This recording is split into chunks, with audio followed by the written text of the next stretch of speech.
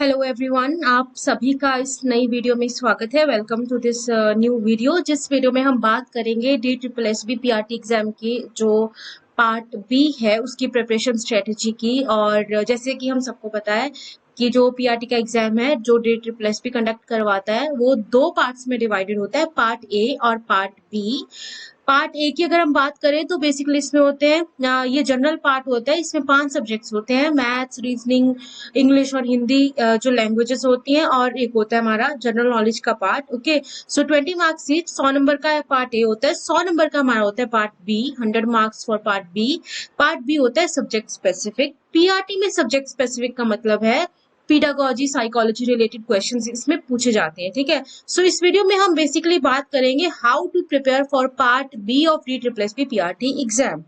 Okay, तो like आप मेरी बात क्यों सुनो, मेरी स्ट्रेटेजी क्यों सुनो, या इस वीडियो से आप गाइडेंस क्यों लो, उसके लिए मैं अपने बारे में थोड़ा बता देती हूँ कि मेरा नाम सुमीत है और मैं पेशे से एक टीचर हूँ। मैंने DLED कर रखी है, BEd कर रखी है, और इस एग्जाम की मैं आपको गाइडेंस इसलिए दे रही हूँ क्योंकि मैंने भी एग्जाम क्लियर किया है पिछली बार जो हुआ था। ओके, और भी अगर आपके कोई डाउट्स हो तो आप इस ईमेल आईडी पे मुझे कांटेक्ट कर सकते हैं। So let's begin with our strategy for part B. So part B जो बेसिकली होता है उसमें जो सिलेबस पूछा जाता है वो होता है psychology, general psychology, child psychology, उसके बाद पीडागोजी, अलग अलग सब्जेक्ट्स की pedagogy, education related questions, full forms education की, ठीक है, फैक्चुअल क्वेश्चंस, एजुकेशन पॉलिसीज के बारे में, ठीक है, history of education in India, सब कुछ जो है इस रिलेटेड भी ये जो पार्ट बी है इसमें क्वेश्चन पूछे जाते हैं। सोशियोलॉजी के थोड़े बहुत क्वेश्चंस, फिर जनरल नॉलेज के क्वेश्चन भी इसमें आ जाते हैं। मिसलेनियस में आता है हमारा साइंस के क्वेश्चन, सोशल स्टडीज के क्वेश्चन, जो एनआईयूएस बेसिकली जो एनआईयूएस के ही पार्ट होते हैं। ठीक है, वो कुछ अलग नहीं होता है। कंप्यूटर के क्वेश्चन पूछ लेते हैं, मैथ्स की जो जनरल क्वेश्चंस है वो पूछ लेते हैं, मिसलेनियस का पार्ट हमारा वो बन जाता है। So part B is not just child psychology या फिर पीडागोजी, काफी सारे इसमें भी एस्पेक्ट्स होते हैं। सो अगर हम बात करें कि इसकी प्रिपरेशन कैसे करें, सबसे पहले प्री रिक्विजिट तो हमारा है सीटेट का सिलेबस। सीटेट का जो भी साइकोलॉजी का जो पीडागोजी का जो सिलेबस होता है उसको तो हमें प्रॉपर तरीके से वो आना चाहिए before we begin with DSSB PRT की प्रिपरेशन। होता क्या है ना कि सीटेट 150 नंबर का होता है, 90 मार्क्स चाहिए होते हैं, काफी सारे पार्ट्स होते हैं उसमें भी। तो अगर हम साइकोलॉजी थोड़ा बहुत भी पढ़े होते हैं तो भी हमारे 90 मार्क्स आ जाते हैं, तो हम ध्यान कई बार लाइक नहीं दे उसमें, जो कि गलती हो जाती है।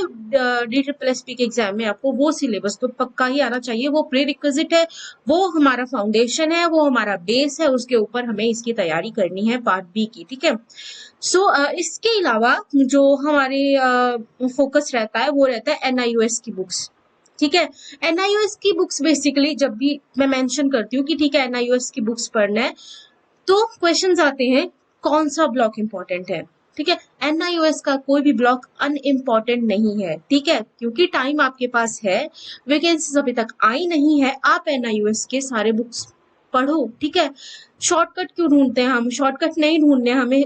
ये exam year by year competitive ही होता जा रहा है, अभी वैकेंसीज नहीं आई है। आप सारी चीजें, सबसे पहले तो अगर आप मतलब बहुत अच्छी बात है अगर आप सॉफ्ट कॉपी पढ़ लेते हो, बट ट्राई कि आप उसके प्रिंट आउट निकालो और एक हार्ड कॉपी में पढ़ सको तो बहुत अच्छी बात है। एक एक ब्लॉक का प्रिंट आउट निकालो, क्या प्रॉब्लम ही नहीं है उसमें, तो कुछ प्रॉब्लम नहीं है। ठीक है, क्यों हमें जानना है कि कौन से इंपॉर्टेंट ब्लॉक्स है, कौन से इंपॉर्टेंट ब्लॉक्स है वो तब ध्यान देंगे हम जबकि एग्जाम आ चुका होगा, जबकि वैकेंसीज आ चुकी होंगी। ठीक है, तब तक के लिए तैयारी करनी है हमें, तो सारे ब्लॉग्स हम पढ़ लेते हैं इसके लिए। ठीक है, सो अगर अभी हमारे पास टाइम है तो NIOS पे क्या होता है ना कि काफी बल्कि लगता है वो, हमें बुक बार बार रिवाइज करना, उसमें कहानियां डाल रखी होती है ना, तो उसमें क्वेश्चन जैसी चीजें लाइक MCQs टाइप चीजें कम होती है, तो उनके हमें नोट्स बनाने रहते हैं।